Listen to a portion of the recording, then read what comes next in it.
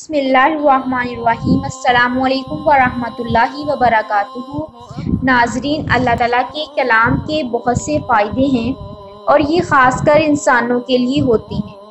اگر کوئی اسے سمجھے اور دھیان سے دل لگا کر کرے، اس کا بہت فائدہ ہوگا۔ انسان کی نیت صحیح ہونی چاہیے کہ اللہ کے کلام سے سب کام آسان ہو جاتے ہیں، ہر مشکل ختم ہو جاتی ہے اور آپ کے گھر میں برکت ہو جاتی ہے۔ جس طرح اللہ تعالیٰ کے 99 ناموں کا بہت فائدہ ہے اور کسی نہ کسی مشکل اور مصائب کے لیے ہوتے ہیں، اسی طرح بسم اللہ کا وظیفہ بھی ہے۔ اگر کوئی بھی کام شروع کرنے سے پہلے بسم اللہ پڑھی جائے تو اس کام میں برکت ہی برکت ہوتی ہے۔ جیسے کھاتے وقت بسم اللہ پڑھ لی جائے تو شیطان اس کھانے سے دور بھاگ جاتا ہے اور کھانے میں برکت ہو جاتی ہے۔